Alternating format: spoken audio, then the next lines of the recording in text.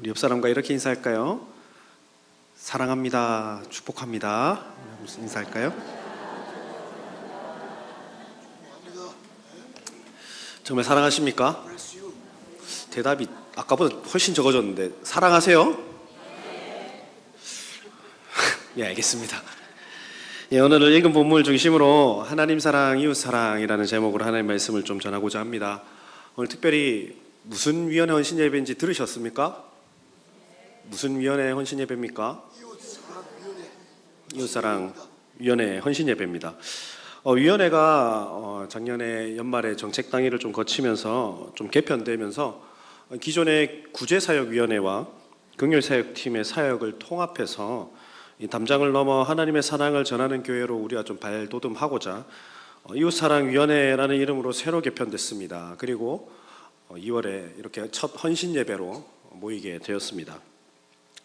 아마도 우리 교회에서 가장 외부로 많이 돌아다니는 그런 위원회가 아닐까 생각이 듭니다.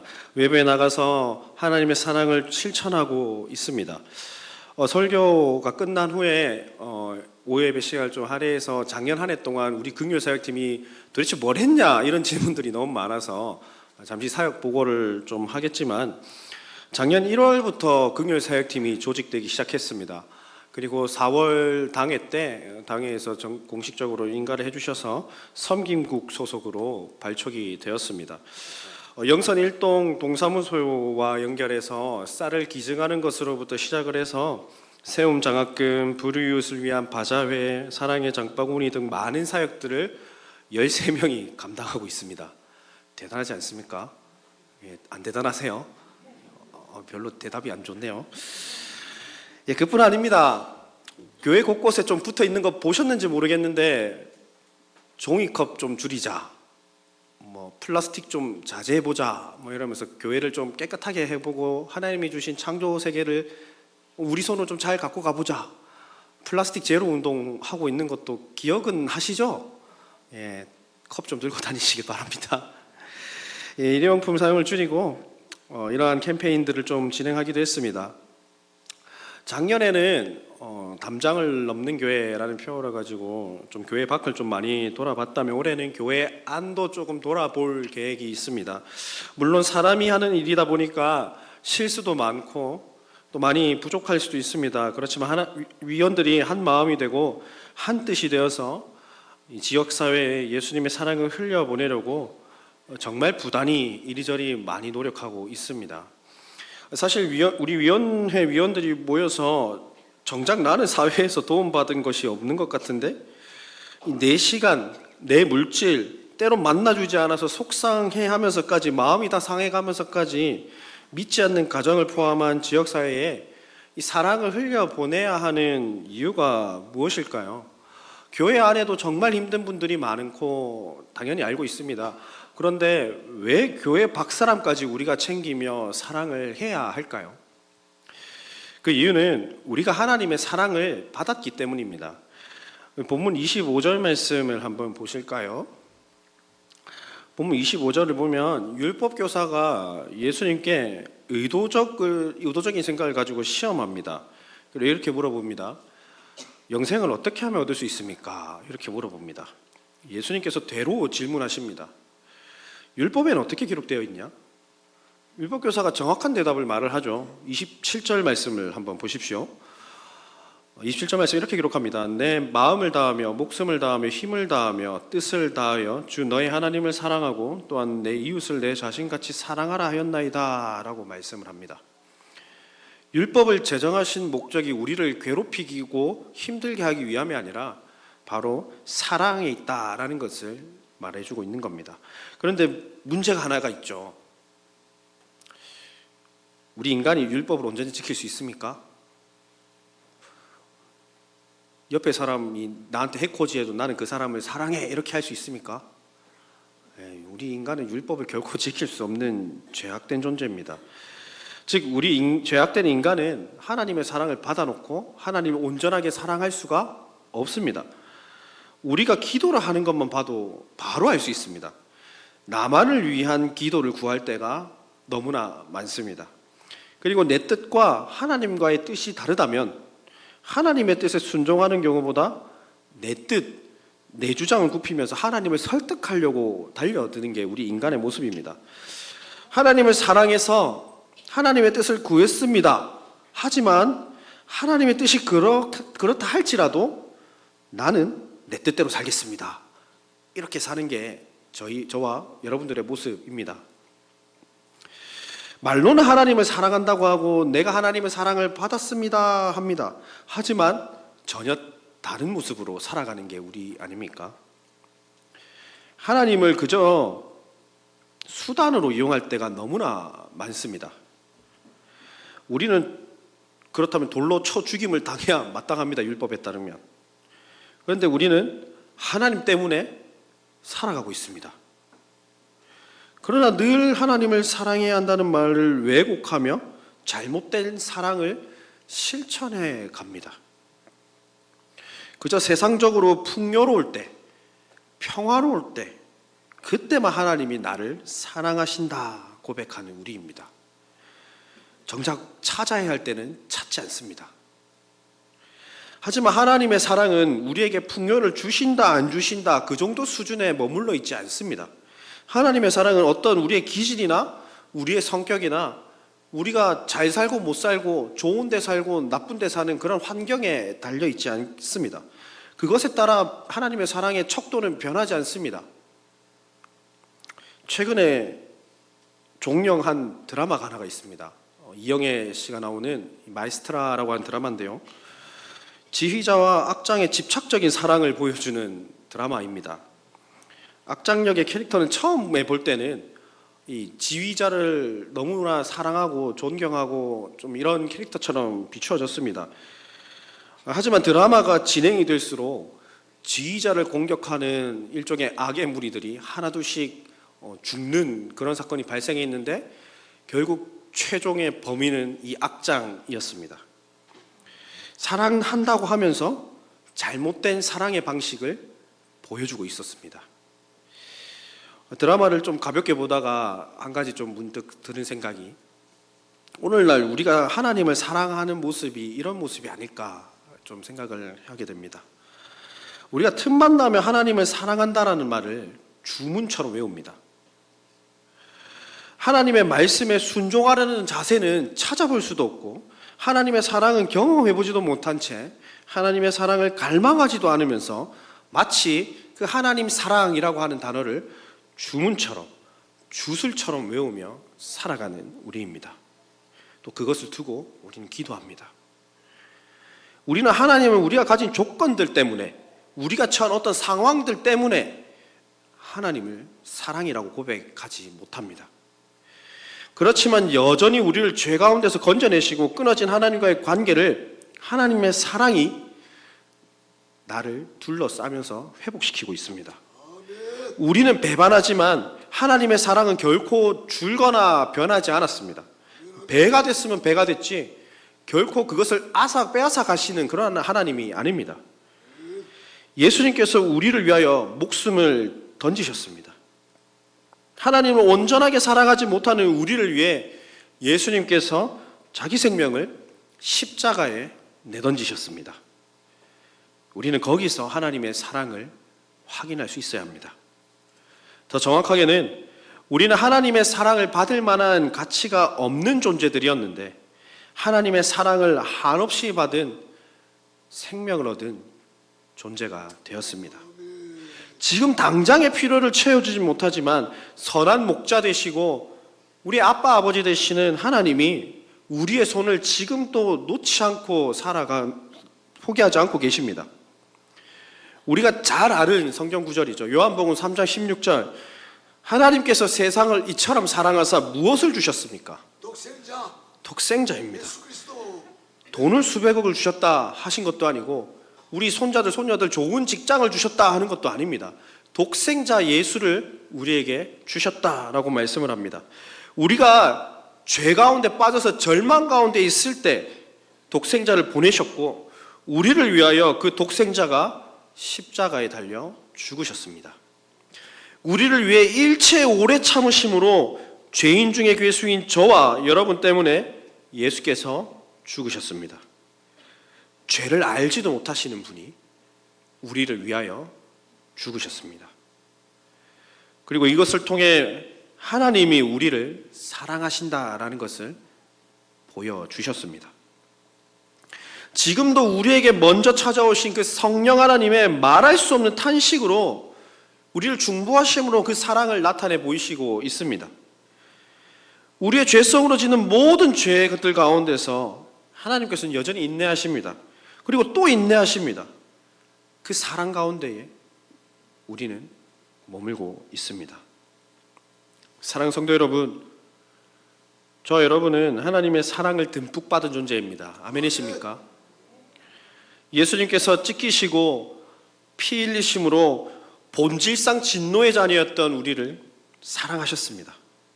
숨지실 때 휘장이 찢어짐으로 우리와 하나님 사이에 막힌 담을 허시는 긍휼이 풍성하신 하나님의 사랑으로 우리는 지금 이 자리에서도 은혜롭게 살아가고 있습니다.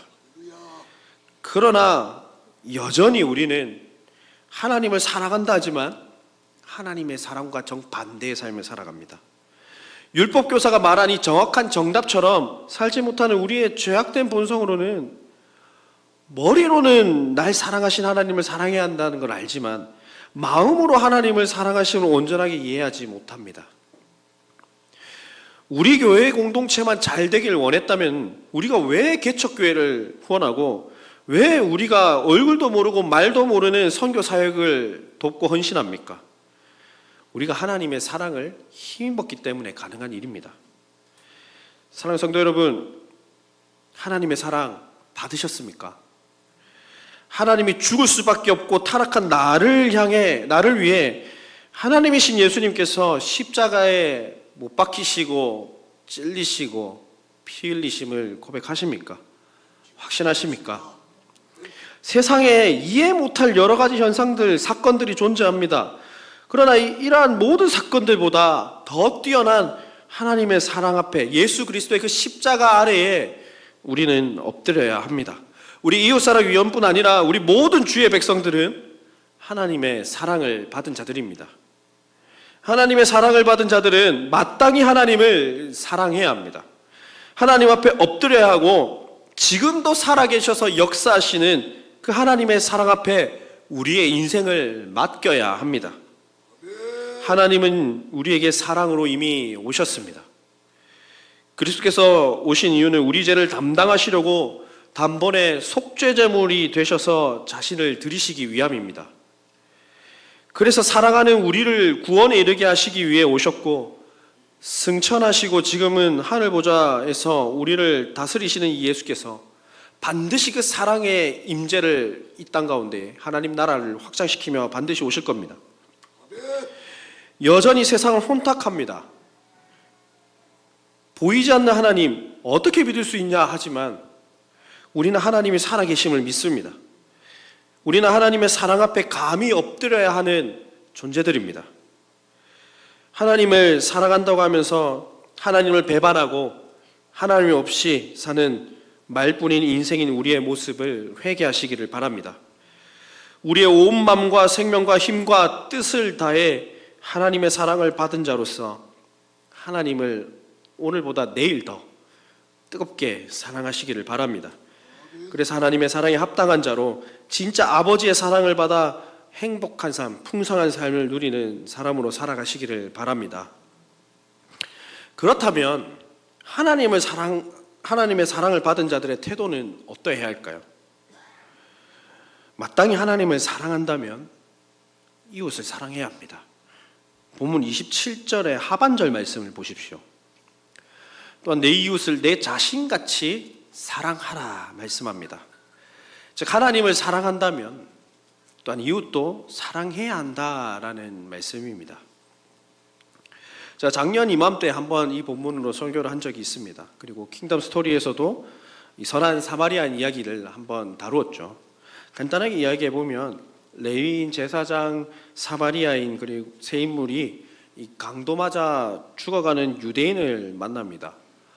레위인과 제사장은 율법 때문에 부정해질까 봐 피 흘리며 죽어가는 유대인을 피해갑니다. 그리고 결코 그 당시 이웃이 될 수 없던 사마리아인만이 이 강도 맞아 죽어가는 유대인을 자신이 가진 것들을 다 내어서 치료해 주죠. 예수님은 율법교사에게 누가 내 이웃이냐 묻지만 율법교사는 의도적으로 대답을 피합니다. 그리고 이렇게 말을 하죠. 자비를 베푼 자이니이다 라고 말할 뿐입니다. 여러분들, 이웃은 옆에 앉아있는 우리 성도님들도 이웃이 되겠지만 우리의 도움의 손길이 필요한 사람들입니다. 로마서 1장에 보면 복음에는 혈연, 지연, 학연이 다 필요 없습니다. 복음이 무엇입니까? 예수 그리스도의 십자가 사랑 아닙니까? 십자가 사랑이 필요한 사람은 교회 안에 있는 지체들 뿐 아니라 교회 밖에 예수를 모르는 자들, 불신자들에게까지 포함합니다. 우리 제1영도교회 공동체 안에도 진짜 복음이 필요하겠지만 우리가 살고 있는 부산광역시 영도구, 신선동, 영선동, 청학동 이런 동네의 불신자들에게까지 예수 그리스도의 사랑이 필요하다라는 말씀입니다. 우리는 그들에게 이 예수님의 사랑을 흘려보내야 할 책임이 있는 사람들입니다. 우리만 알고 우리만 누리는 사랑을 하나님께서는 결코 원하지 않으십니다. 예수님께서 이 땅에 오신 이유는 영생을 위해서다라는 것을 우리가 알고 있다면 우리는 이 영생, 복음의 기쁜 소식, 사랑을 세상에 흘려보내야 합니다. 기술의 발달로 분명 세상은 살기가 좋아졌습니다. 하지만 기술의 발달로 무인 키오스크가 생기면서 음식점에서 밥 한 끼 시켜 먹는 게 불가능해진 어르신들이 있습니다. 점점 더 어르신들이 세상에 나오기가 두려운 세상입니다. 제가 중고등부를 섬길 때 저출산 문제와 여러 입시 문제들로 대학교의 수가 줄어들고 입학 정원이 미달된다라는 소식을 듣고 살다 보니까 저 때보다는 대학을 가기가 더 쉬운 줄 알았습니다. 그 당연한 이치인 줄 알았습니다. 정원은 여기 있는데 애들은 없으니까. 그리고 아이들에게 공감을 못 해준 적이 많습니다. 대학 가기 더 어려워졌습니다. 대학 입시의 문턱이 더 닫혀버렸습니다. 어른들 중에 간혹 취업 못하고 있는 청년들에게 위로를 가장한 폭언을 하는 경우가 있습니다. 예를 들면 네가 눈이 너무 높아서 그렇다. 취업률 낮춰라. 나 때는 그런 거 아무 일도 아니었다. 들으니 어떠세요? 하고 있는 말들 아니세요? 위로가 아니라 오히려 변한 세상만큼 변한 청년들의 생각과 삶을 이해하지 못합니다. 그러다 보니까 MZ세대다 하면서 대화를 단절합니다. 그리고 요즘 것들은 대화를 안 하려고 한다고, 요즘 것들은 세상의 손을 잡고 살아간다고, 저것저것 커갖고 뭐 되겠냐고 오해하고 공감하지 못하는 경우가 너무나 많습니다. 하지만 이것은 여러 통계에서 나타나듯이 중고등부 아이들, 청년부 지체들이 교회 안에서조차 충분한 사랑을 받지 못하고 있다라는 사실을 나타냅니다. 우리 교회 중고등부 아이들, 청년부 지체들을 포함하여 그 세대 아이들의 행복감 지수가 꼴찌입니다. 거의 밑바닥을 치고 있습니다. 여러분들이 이렇게 들어서 알겠지만 높은 자살률이 이것을 보여주고 있지 않습니까? 눈을 낮춰서 취업해야 한다는 어른들의 쉽게 던지는 이 무서운 말로 상처 입은 청년들이 교회를 떠나 길거리와 세상에 나오지 못합니다. 술과 마약으로 세상 가운데서 고통받고 있습니다. 매번 시험에 낙방하고 취업난을 겪어오며 스스로 목숨을 끊습니다. 그리고 며칠, 몇 주, 몇 달 후에나 발견된다는 안타까운 소식도 우리가 자주 접합니다. 어느 신문 기사를 보니 고독사한 집에서 스스로 목숨을 끊은 이 청년의 집을 청소하는 기사였습니다.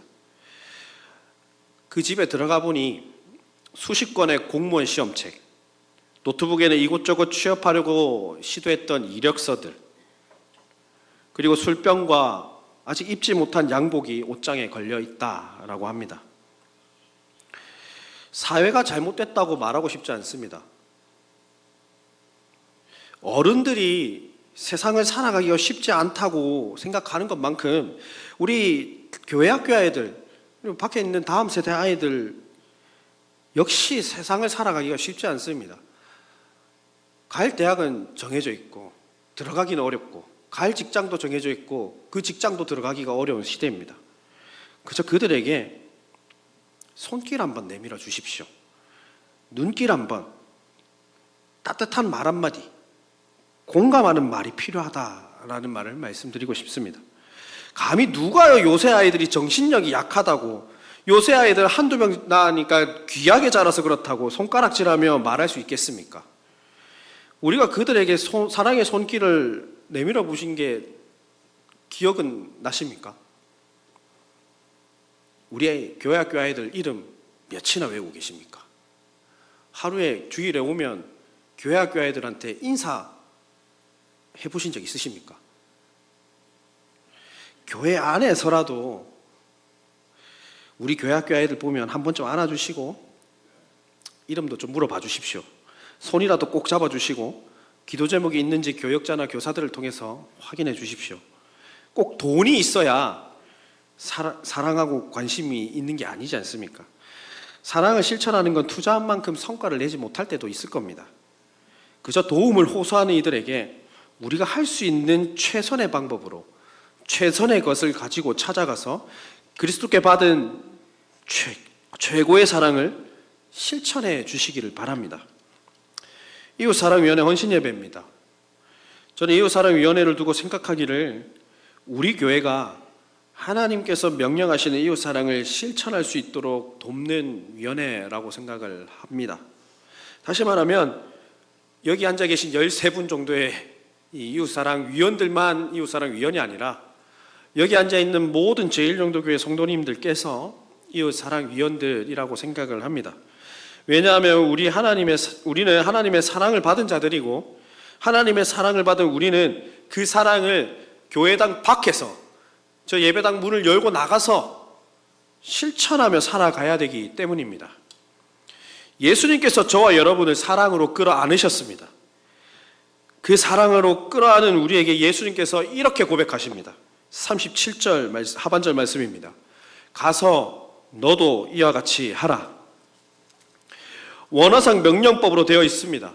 하나님의 사랑을 받은 우리는 이웃을 사랑해야 합니다. 죽을 수밖에 없던 우리를 어둠 가운데서 건져내셔서 빛으로 인도하신 그 사랑을 받았다고 저와 여러분이 고백을 한다면, 그래서 우리가 하나님을 사랑한다고 우리의 입술로 간절하게 매일매일 기도하면서 고백한다면 이웃을 사랑해야 합니다. 이것은 성경의 가르침이고 예수님의 명령입니다.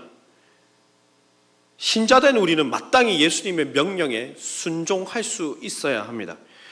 율법을 온전히 지킬 수 없는 우리에게 예수님께서 새 계명도 허락하시죠. 무엇입니까? 내가 너희를 사랑한 것 같이 너희도 서로 사랑하라. 사랑하라는 말씀은 결코 가벼운 말이 아닙니다. 결코 가볍게 흘려드릴 내용도 아닙니다. 예수님께서 자기 핏값으로 주고 산 살아가는 교회를 향한 명령입니다. 다른 사람에 대한 사랑은 하나님의 사랑에서 나오고 하나님에 대한 사랑에서 실천되게 되어 있습니다. 하나님의 사랑을 경험한 자들은 반드시 이웃을 사랑해야만 합니다. 히브리서 13장 1절과 2절에서도 시련들을 믿음으로 이기고 주를 온전케 바라봄으로 하나님의 큰 상급을 받은 자들을 향해 형제 사랑하기를 계속하고 손님 대접하기를 잊지 말라 권면합니다. 그리고 부지 중에 알지 못했던 천사들을 대접했던 아브라함의 이야기들로 꺼내기도 합니다. 단순히 교회의 친구나 지인 정도의 수준이 아니라 교회 밖 그 이상의 모르는 사람들, 우리가 알지 못하는 사람들에게까지 그리스도의 사랑을 삶으로 실천하라는 권면의 말씀입니다. 그것이 정말 하나님을 사랑하는 자들의 태도이고 신앙과 일상을 이분법으로 구분하지 않음으로 삶을 통해 그리스도를 아는 지식을 드러내는 방법입니다. 우리 이웃사랑 위원들이 5만 원 정도씩 20가정의 아동 청소년 이제 가정에, 그리고 다문화 한부모 저소득 가정에 지난 9월부터 1월까지 정말 바쁜 시간을 내서 이제 장바구니 장을 봐서 가가호고 방문했습니다. 만나지 못한 가정도 있고 문 앞에 걸어 두고 오는 가정도 있습니다. 그렇지만 그렇게까지 수고를 감당하면서 예수님의 사랑을 흘려보냈습니다. 모든 가정이 예수를 고백하지 못했지만 예수님께 나오겠다 하는 분들도 간혹 계셨습니다. 이웃사랑위원들이 하고 있는 이 사랑의 실천을 통해서 또 우리 그리스도인들의 삶을 보고 우리 각 위원들이 스스로 전도지가 되어 작지만 소중한 물품과 물질들 속에 사랑을 흘려보내고 있습니다. 우리는 세상 속에 살아가는 그리스도인들입니다. 우리가 거리는 세상 속에서 만나는 모든 사람들이 복음의 대상인 것을 안다면 그들에게 우리는 모두 사랑을 실천해야 되는 대상들도 됩니다. 초대교회 성도들은 예수 천국, 불신 지옥 이런 말을 하지 않았습니다. 전염병이 부도 닥쳤을 때는 목숨을 걸고 자기 목숨을 내어놓기까지 했고 이웃을 간호했습니다. 길거리에 널브러진 시체들을 모아서 장례도 해줬습니다. 그 결과 초대교회는 많은 환난과 핍박이 있더라도 크게 부흥하고 성장했습니다. 지금 시대의 교회까지 이렇게 이어오게 됐죠. 그들은 그들의 삶을 통해 그들 스스로가 전도지가 되어 교회와 예수 그리스도를 증거하며 살아갔습니다. 사랑하는 성도 여러분, 마찬가지로 이웃사랑의 위원회 사역에 함께 동참해 주시길 바랍니다. 이 사역이야말로 우리 교회가 스스로 최고의 전도지가 될 수 있는 길입니다. 우리 교회, 우리 구역, 우리 전도회라는 개념을 넘어 사랑을 실천할 수 있도록 기도로, 물질로, 인력으로, 함께함으로 동참해 주시길 바랍니다. 앞으로 더 많은 사역들을 계획하고 있고 더 많은 가정에게 혜택이 돌아가려고 준비하고 있습니다. 하나님의 사랑을 받은 자들이 이웃과 지역사회를 섬김으로 그 사랑을 흘려보내어 교회의 본질적 사명인 지금이만 하나님 나라를 확장시켜 가야 합니다. 제 말씀을 맺으려고 합니다. 하나님의 사랑을 받은 우리에게 하나님께서 명령하십니다. 내 이웃을 내 자신같이 사랑하라. 하나님이 우리에게 베푸신 수직적인 사랑을 이제는 이웃을 향한 수평적인 사랑으로 실천하는 교회가 되기를 소망합니다. 교회만큼 인권 문제에 관심을 가진 공동체는 없습니다. 따라서 그리스도인의 공동체를 사랑할 뿐 아니라 가난한 자에게 관심을 보이시고 주위 사람들에게 할 수만 있다면 선과 호의를 베푸시길 바랍니다. 갈라디아서 6장 10절 말씀대로 기회가 있는 대로 모든 사람들에게 착한 일을 하시기를 바랍니다. 그래서 하나님을 사랑하고 하나님의 사랑을 받은 자로서 세상에 하나님을 거짓말쟁이로 만들지 마시길 바랍니다. 지금 여기만 하나님 나라를 살아가고 있다는 증거는 거룩하신 하나님의 말씀에 순종하고 그 말씀을 세상 가운데 실천하며 그리스도의 장성한 분량까지 자라나는 것입니다. 하나님은 사랑이십니다. 그 사랑이신 하나님이 저와 여러분들에게 이웃을 사랑하라고 명령하십니다. 사랑으로 종노릇하는 저와 여러분 되시기를 간절히 소망합니다.